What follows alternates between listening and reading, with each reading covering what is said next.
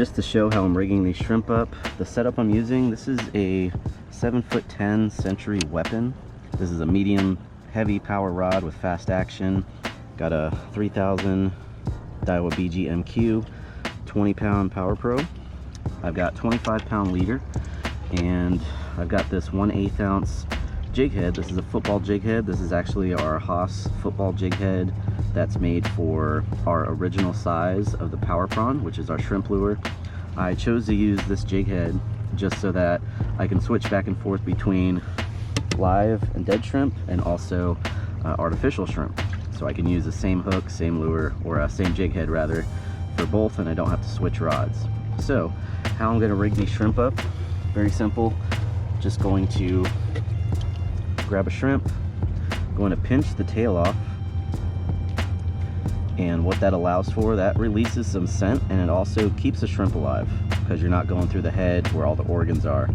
And I'm just going to feed this jig head through the shrimp just like I would a lure, like so. I'm going to push that shrimp up onto the jig head, and that is pretty much it right there. And I can cast this out to the fish or the structure that I'm fishing to. I'm going to use my side scan here to hopefully dial in where those fish are and just drop some shrimp on them. Now, aside from coming out of the top of the shrimp with the jig head, you can also go through the bottom of the shrimp with the jig head, feeding that hook through and following the natural curve of the shrimp, which allows that shrimp to get further up onto the shank of the hook, especially if you're using longer jig heads such as this one that I'm using here. And then just push that shrimp up and lock it into the barbs.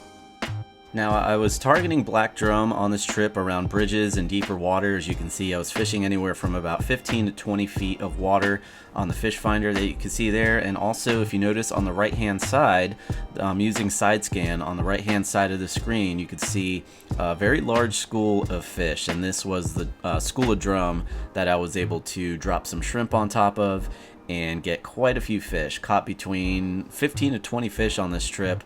I'm not going to show you all the footage because it could take quite some time, but I'm going to show you a few fish that were caught and the tactics that I used using the side scan to get on these fish.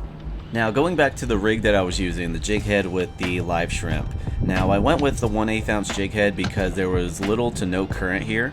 And when you're fishing for these, schools of fish, if you're using something that's too heavy and it goes down really quick and you're dropping it on them, what's going to happen is it can either spook the school of fish or it'll go down too fast that the fish will probably miss it. They won't even see it.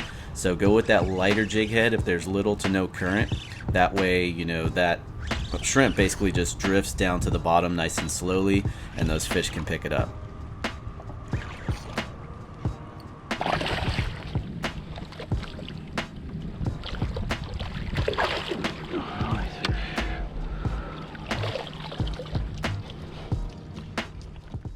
Now, this next fish I picked up was actually a really nice pompano, so you'll never know what you can catch out there. Pretty much everything that swims in the water will eat shrimp, so you could catch pompano, you could catch black drum, sheep's head, mangrove snapper, redfish, all sorts of species that can live by the bridges will definitely be on the list of species that you can catch using this rig.